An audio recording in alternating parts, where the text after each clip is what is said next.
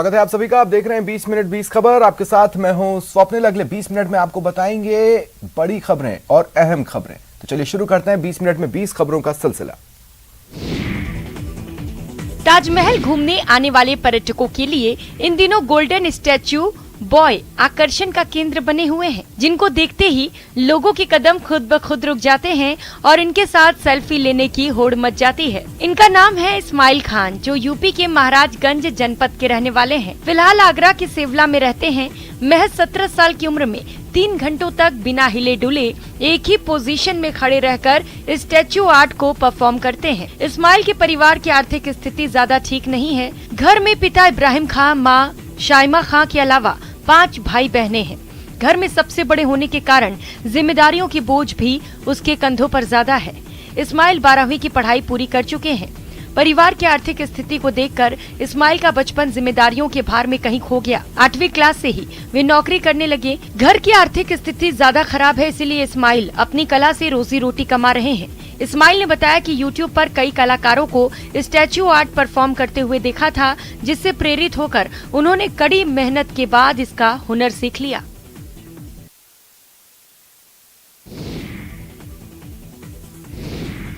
इन दिनों वाराणसी में भगवान राम के रामायण से जीवन जीने का सलीका सिखाया जा रहा है। बड़ी बात यह है कि इसके लिए ना कलम और ना ही किसी क्लासरूम का इंतजाम किया गया है, बल्कि रंगों के जरिए कैनवास पर रामायण कथा को प्रदर्शित किया गया है, जिसमें शबरी के राम, वाल्मीकि के राम तो विश्वामित्र के भी राम को दर्शाया गया है। राम की इस पेंटिंग प्रदर्शनी में गुजरात से लेकर वाराणसी तक के चित्रकार शामिल हैं, जो अपनी कला के माध्यम से युवाओं में सहिष्णुता के साथ सामाजिक भेदभाव को कैसे दूर कर सकते हैं, इसका संदेश दे रहे हैं। बता दें कि पहली बार वाराणसी के बड़ा लालपुर स्थित हस्तकला संकुल में भगवान राम के जीवन पर आधारित आर्ट गैलरी का आयोजन किया गया है, जो 23 नवंबर से शुरू होकर 29 नवंबर तक चलेगी। इस गैलरी को जनमानस के राम का नाम दिया गया है।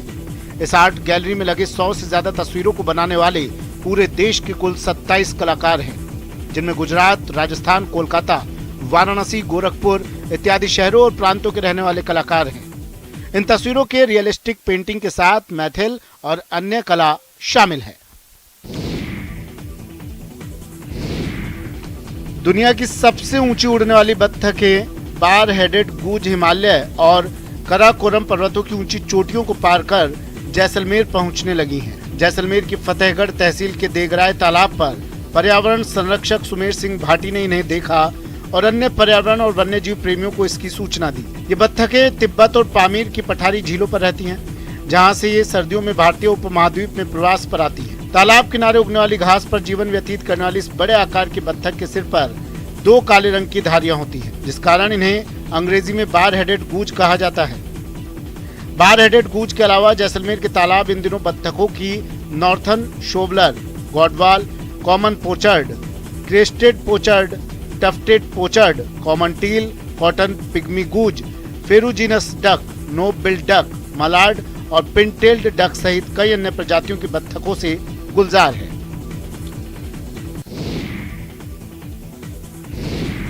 प्रतापगढ़ जिले के धरियावद उपखंड क्षेत्र के पाल मुंगाना सीनियर सेकेंडरी स्कूल भाग 2 में पिछले कई दिनों से कुएं में खौफ पैदा कर रहे अजगर को आखिर रेस्क्यू कर लिया गया। सुविधाओं और संसाधनों के अभाव का हवाला देकर वन विभाग अजगर को रेस्क्यू करने में असफल रहा।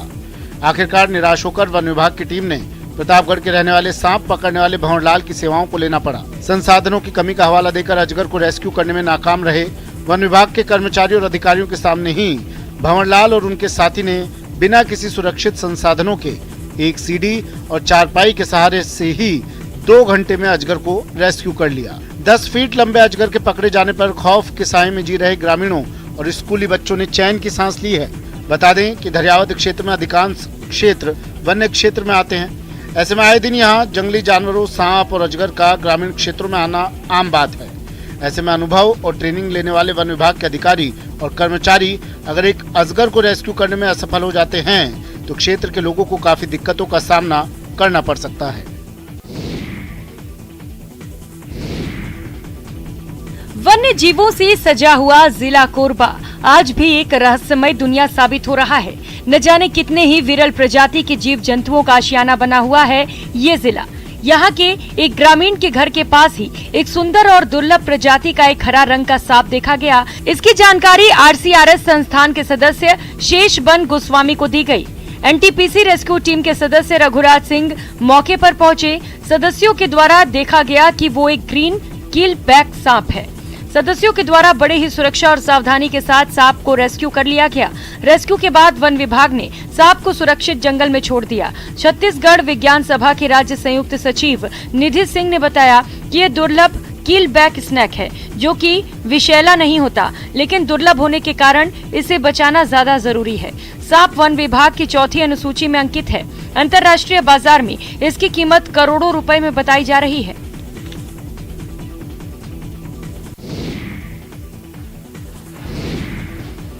आपकी स्क्रीन पर पहाड़ गिरने की तस्वीरें किसी पहाड़ी क्षेत्र की नहीं हैं, बल्कि राजसमंद का बेशकीमती निझरना खनन क्षेत्र है, जहां पिछले दिनों एक असुरक्षित रास्ते में पहाड़ का बड़ा हिस्सा गिर गया।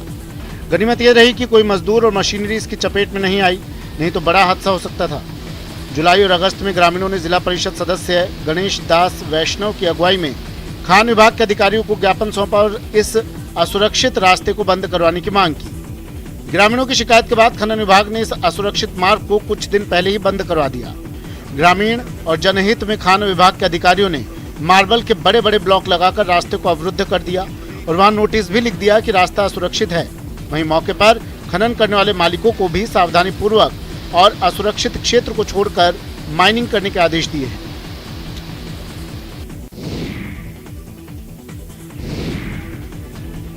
उदयपुर पुलिस ने ट्रैफिक नियमों की पालना करवाने के लिए कम्युनिटी पुलिसिंग के तहत विद्यार्थियों का सहारा लिया है। शहर के चौराहों पर ट्रैफिक पुलिस जवानों के साथ पीली टी-शर्ट पहनकर विद्यार्थी तैनात रहेंगे। इन्हें स्टूडेंट ट्रैफिक वॉलंटियर नाम दिया गया है।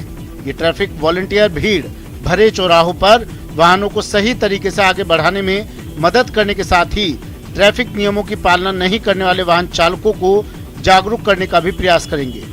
करीब 70 विद्यार्थियों की एक टीम तैयार की गई है। इसमें हर चौराहों पर इन्हें नियुक्त किया गया है, जहां ये ट्रैफिक की कमान संभालने लगे हैं। ये विद्यार्थी भी खासे उत्साहित है और इनका मानना है कि ट्रैफिक नियमों के प्रति जागरूक करने के प्रयास में जरूर सफल होंगे।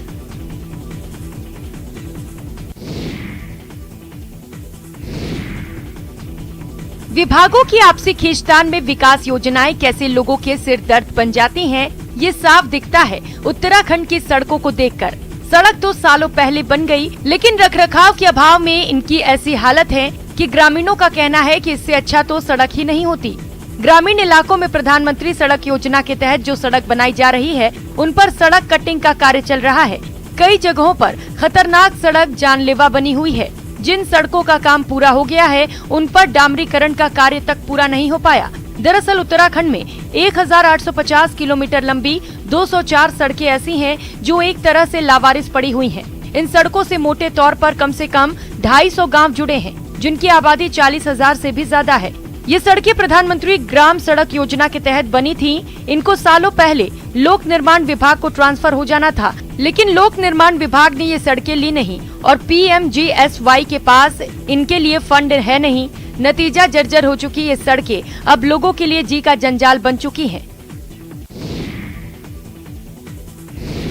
सोनभद्र जिले के छोटे से गांव में रहने वाली चंदन कुमार गुप्ता, जो भारत के ब्लाइंड क्रिकेट उत्तर प्रदेश के उप कप्तान, जो देश में ही नहीं बल्कि विदेशों में भी अपने क्रिकेट की प्रतिभा का परचम लहराते हुए गोल्ड मेडल हासिल कर देश का नाम रोशन कर चुके हैं। चंदन कुमार को वर्ष 2022 में त्रिकोणीय श्रृंखला के मैच में भारत, पाकिस्तान और बांग्लादेश के साथ दुबई में खेलने का अवसर प्राप्त हुआ और उन्हें देश के कई हिस्सों में नागेश ट्रॉफी में भी खेलने का मौका मिला। चंदन कुमार अब तक कुल 24 मैच खेल चुके हैं, जिसमें से 21 इनिंग्स हैं एवं अब तक 1006 रन में से 2 शतक और 7 अर्धशतक लगा चुके हैं। भविष्य के लिए चंदन कुमार का दृष्टि बाधित T20 क्रिकेट विश्व कप कोचिंग के लिए चयन हुआ है, जिसको लेकर सोनभद्र में खुशी का माहौल बना हुआ है। छत्तीसगढ़ के कवर्धा जिले में स्थित ऐतिहासिक भोरमदेव शिव मंदिर लोगों के लिए आस्था का प्रमुख केंद्र है। मान्यता है कि यहाँ पर भगवान भोलेनाथ सभी भक्तों की मुराद पूरी करते हैं। दूर दूर से श्रद्धालु यहाँ पर पहुँचते हैं। भोरमदेव शिव मंदिर के ठीक बाजू में बूढ़ा महादेव है, जिसकी विशेष पूजा करने पर निसंतान दंपतियों को संतान की प्राप्ति होती है, ऐसा कहते हैं। इस ऐतिहासिक पुरातत्व महत्व के स्थल भूरमदेव मंदिर की खूबसूरती देखते ही बनती है। 1000 साल पुराना मंदिर आज भी मजबूती के साथ खड़ा है। इसकी तुलना खजुराहो के मंदिर से की जाती है। मंदिर की दीवारों पर उकेरी कलाकृतियां अद्भुत हैं, जो इसे दूसरे मंदिरों से अलग बनाती है। मंदिर का निर्माण फणी नागवंशी राजा गोपाल देव के शासनकाल में हुआ था। इस मंदिर के 3 द्वार हैं, पूर्व, उत्तर व दक्षिण दिशा में। मंदिर का निर्माण नागर शैली में किया गया है, जिसका निर्माण बेहद खूबसूरत है। मंदिर के हर हिस्से में कलाकारी की गई है। मंदिर में शिवलिंग 5 फीट नीचे गहराई में स्थापित है। कहा जाता है कि इसे 6 माह में रात में बनाया गया था। उज्जैन आकर भगवान महाकाल के दर्शन करने की चाहत रखने वाले भक्तों के लिए अच्छी खबर है। अब हफ्ते में 4 दिन महाकाल मंदिर के गर्भगृह का भक्त दर्शन कर सकेंगे। ये सुविधा बिल्कुल निशुल्क होगी। चारों दिन दोपहर 1 बजे से 4 बजे तक श्रद्धालुओं को गर्भगृह में एंट्री मिलेगी। सप्ताह के 4 दिन है, मंगलवार, बुधवार, गुरुवार और रविवार। नई दर्शन व्यवस्था को आखिरी ट्रायल के बाद लागू कर दिया गया है। श्रद्धालुओं को होने वाली दिक्कतें और शिकायतों के बाद इस पर विचार किया जा रहा था, जिसे अब लागू कर दिया गया। नई व्यवस्था के बाद निश्चित तौर पर श्रद्धालुओं को बड़ी राहत मिलेगी।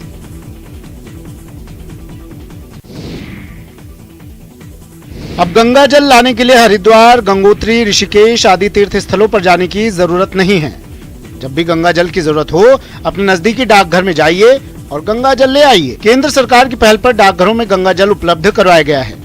डाक अधीक्षक राम अवतार सोनी ने बताया कि कोरोना काल में जहां सब कुछ थमसा गया था, लॉकडाउन के कारण लोग धार्मिक यात्राओं पर नहीं जा पा रहे थे, तब केंद्र सरकार ने डाकघरों के जरिए आमजन को गंगा जल उपलब्ध करवाने की शुरुआत की। अब डाकघरों में गंगा जल की मांग बढ़ने लगी है। बढ़ती मांग के कारण जिले के 64 डाकघरों में गंगा जल उपलब्ध करवाया जा रहा है। 200 ml की पैक बोतल की कीमत सिर्फ 30 रुपए है। जब भी घर में कोई मांगलिक कार्य हो, इसे लाकर काम में लिया जा सकता है। जनवरी में जब झुंझुनू में इसकी शुरुआत की गई, तब पूरे महीने में महज 5 बोतलें बिकी थी, लेकिन अब इनकी मांग बढ़ रही है। अक्टूबर माह में 40 से अधिक बोतलें खरीदी गई। शुरुआत में गंगा जल की डाकघरों में कम डिमांड थी, लेकिन अब लोगों का रुझान बढ़ गया है। डाकघर से ही गंगा जल खरीदने लगे हैं। झुंझुनू के डाकघर में भी गंगा जल की मांग लगातार बढ़ी है। कुल्लू जिला मुख्यालय अटल सदन के सभागार में भारत सरकार के सौजन्य से हिमाचल प्रदेश शिक्षा विभाग समग्र शिक्षा के तहत 2 दिवसीय राज्य स्तरीय कला उत्सव कार्यक्रम चल रहा है। इसमें प्रदेश भर के सभी जिले से 200 छात्र छात्राएं भाग ले रहे हैं। इस राज्य स्तरीय कला उत्सव में छात्र छात्राएं 10 विभिन्न प्रकार की विधाओं में प्रतियोगिता का आयोजन किया जा रहा है। क्राफ्ट, पेंटिंग, सिंगिंग, डांसिंग प्रतियोगिताओं में सभी प्रतिभागी अपनी प्रतिभा का शानदार प्रदर्शन कर रहे हैं। इसका मकसद बच्चों की प्रतिभाओं को आगे लाना है। कार्यक्रम के पहले दिन शास्त्रीय संगीत, पारंपरिक लोक संगीत और नाटक अभिनय का आयोजन किया गया। कार्यक्रम के सफल आयोजन के लिए 24 एस्कॉर्ट अध्यापक और 12 डाइट समन्वयक अपने उत्तरदायित्व का निर्वहन करने में जुटे हैं। इसमें 10 कैटेगरीज में अलग अलग बच्चे पार्टिसिपेट कर रहे हैं और मैंने यहाँ पर 3D विजुअल आर्ट्स में पार्टिसिपेट किया है, जिसमें मैं हिमाचल का कल्चर दिखाते हुए एक मूर्ति बना रही हूँ। हरियाणा के कुरुक्षेत्र ब्रह्म सरोवर पर अंतर्राष्ट्रीय गीता महोत्सव में बाल देखरेख संस्थानों के बच्चों की कला इन दिनों सभी के आकर्षण का केंद्र बनी हुई है और लोग इनके द्वारा बनाए गए उत्पादों को हाथों हाथ ले रहे हैं। बच्चों की कला कृतियों की कीमत भी बच्चों ने ही तय की है। महिला एवं बाल विकास विभाग हरियाणा की ओर से 19 नवंबर से गीता महोत्सव में संस्थानों में आश्रित बच्चों के हस्त और शिल्प कला की प्रदर्शनी लगाई गई है, जिसमें बच्चों द्वारा बनाए गए आर्ट वर्क, वेस्ट मटेरियल से बना वर्क और अन्य वस्तुओं को प्रदर्शित किया जा रहा है। प्रदर्शन के साथ कलाकृतियों की बिक्री हो रही है। अंतर्राष्ट्रीय गीता जयंती पर हस्तकला और शिल्पकला के महारथियों के महासंगम में नन्हे बच्चों की कलाकृतियां भी अंतर्राष्ट्रीय पटल पर प्रदर्शित हो रही हैं। बच्चों की कलाकृतियों की बिक्री होने पर उनकी बिक्री राशि सीधा बच्चे के खाते में डाल दी जाएगी। अंतर्राष्ट्रीय पटल पर बच्चों की कला प्रदर्शन होने पर उनका मनोबल बढ़ेगा और उनकी कला में निखार भी आएगा।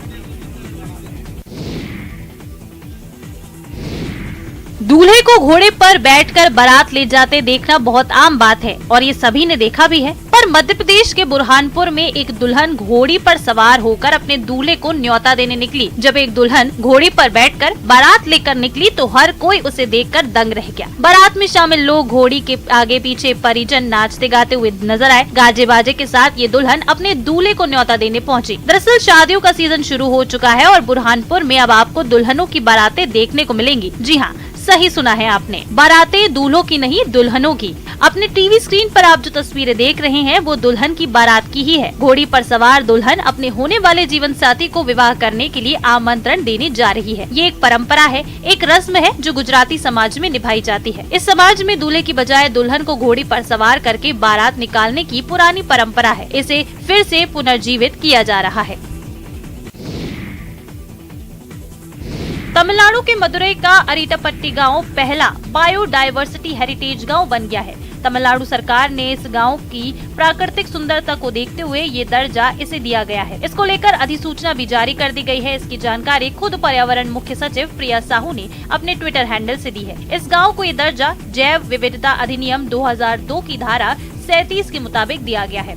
अरीटापट्टी अपने आप में हजारों वर्ष पुराने एक ऐतिहासिक विरासत को समेटे हुए है। ये क्षेत्र करीब 193.21 हेक्टेयर में स्थित है। इस गांव के आसपास करीब 7 ग्रेनाइट पहाड़ियों की एक श्रृंखला है। इतना ही नहीं, यहाँ पर 72 झीलों, 200 प्राकृतिक झरनों सहित 3 बांध हैं, जो इसकी खूबसूरती को 4 चांद लगाते हैं। इस साइट पर बड़े बड़े पत्थरों से बनी हुई संरचनाएं, तमिल ब्राह्मी शिलालेख और 2200 साल पुराने पत्थरों को काटकर बनाए गए मंदिर स्थित हैं, जो इसके कई ऐतिहासिक मूल्यों से इसको जोड़ते हैं। इसके अलावा यहाँ पर प्राचीन चट्टानें, कुदेवरा, शिव मंदिर, 2000 वर्ष पुराने जैन घाटियाँ भी स्थित हैं।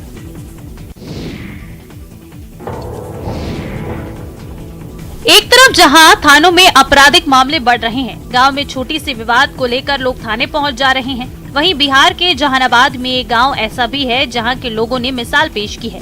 इस गांव में आजादी के बाद से कोई भी मामला थाने तक नहीं पहुंचा है। दरअसल घोसी प्रखंड स्थित लखावर पंचायत के धोताल बिगहा गांव में आपसी विवाद को लेकर ये लोग कभी थाने नहीं गए। गाँव के किसी भी शख्स ने आपसी लड़ाई को लेकर थाने में FIR नहीं दर्ज कराई। गांव में किसी बात को लेकर विवाद होता भी है तो उसे आपस में ही निपटा लिया जाता है। छोटे मोटे विवाद गांव के बड़े बुजुर्ग की पहल पर निपटा लिए जाते हैं। गांव के कुछ बुजुर्ग आपस में विवाद होने पर तुरंत हस्तक्षेप करते हैं और दोनों पक्षों को समझा बुझाकर सुलह करा देते हैं। लोगों ने बताया कि गांव एकता के सूत्र में इसी तरह से बना है कि पंचायत चुनाव में भी वार्ड और सरपंच पद से निर्विरोध चुनाव जीत जाते हैं। बताया जाता है कि करीब 50 साल पहले यहाँ एक बकरी को लेकर विवाद हुआ था। इसके बाद ग्रामीणों ने बकरी पालना ही छोड़ दिया ताकि किसी तरह का विवाद ही ना हो। सांप को देखते ही लोगों की सिट्टी पिट्टी गुम हो जाती है, लेकिन सोशल मीडिया पर एक वीडियो वायरल हो रहा है जिसे देखकर आपकी हंसी छूट जाएगी। दरअसल एक सांप को अपनी तरफ आता देख महिला ने उसे चप्पल फेंक कर मारी, जिसके बाद सांप ने चप्पल को मुंह में दबाया और भाग निकला। भागने के दौरान उसका फन हवा में था और चप्पल मुंह में। ऐसी तस्वीर देखकर सोशल मीडिया पर जहां लोग हैरान हैं, वहीं ये वीडियो तेजी से लोग शेयर भी कर रहे हैं। आपको बता दें कि वायरल वीडियो कहां का है ये अभी पता नहीं चल पाया है, लेकिन वीडियो क्लिप को 34,000 से अधिक व्यूज और 1700 से अधिक लाइक्स मिल चुके हैं। IFS अधिकारी परवीन कासवान ने अपने ट्विटर हैंडल पर ये वीडियो पोस्ट किया है। वीडियो में दिख रहा है कि करीब 2 मीटर लंबा एक खतरनाक कोबरा सांप एक घर में घुसने की कोशिश कर रहा है। उसे घर में घुसते देख घबराई महिला उसे चप्पल फेंक कर मारती है। खुद को चप्पल लगने से सन्न कोबरा सांप एक बार के लिए ठिठक जाता है। अगले ही पल वो चप्पल को मुंह में दबाकर फन उठाए सरपट वहां से भाग जाता है। झारखंड के पाकुड़ जिले के लिट्टीपाड़ा प्रखंड क्षेत्र के पहाड़िया टोला के दर्जनों परिवार को रोजगार नहीं मिलने पर अपने पुश्तैनी कार्यों को दोबारा से शुरू कर दिया गया है, जिनमें मुख्य कार्य चटाई का है। दर्जनों परिवार चटाई के कार्य से जुड़े जीविका चला रहे हैं। पहाड़िया टोला के दर्जनों परिवार हस्तशिल्प कारीगरी से जुड़ी चटाई बनाने की अद्भुत कला को पुश्तैनी ढंग में सैकड़ों वर्षों से करते आ रहे हैं।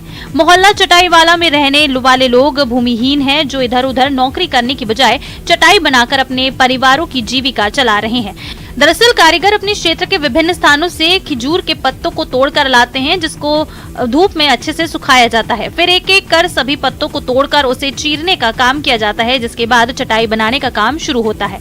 फिर इसे नजदीकी हाट बाजार में ले जाकर चटाई 100 रुपए की दर से बेची जाती है, लेकिन यहाँ के कारीगरों का कहना है कि आज के इस आधुनिक युग में 100 रुपए बहुत कम पड़ जा रहे हैं। मेहनत काफी अधिक होती है, मुनाफा कम है। महंगाई की मार में सिर्फ पेट चल रहा है, इसको छोड़कर दूसरा काम भी नहीं कर सकते। अलवर में मत्स्य उत्सव के दूसरे दिन इंदिरा गांधी स्टेडियम में एडवेंचर कार्यक्रम का आयोजन किया गया, जिसमें parasailing, hot air balloon, zorbing, rock climbing और सैंड आर्ट समेत विभिन्न सांस्कृतिक कार्यक्रमों का भी आयोजन किया गया। अजमेर से आए सैंड आर्टिस्ट अजय रावत की बनाई कलाकृति मत्स्य दिवस के मौके पर लोगों में चर्चा का केंद्र बनी हुई है। इस उत्सव में भाग लेने आए लोगों ने जमकर आनंद उठाया। प्रशासन ने जिले के लोगों से अपील की है कि मत्स्य उत्सव को देखने के लिए पहुंचें। इसके साथ ही उन्होंने बताया कि कंपनी बाग में एक डॉग शो का आयोजन किया जा रहा है, जिसमें 40 से अधिक नस्ल के डॉग पहुंचे हुए हैं। मत्स्य उत्सव के दूसरे दिन आज एडवेंचर एक्टिविटीज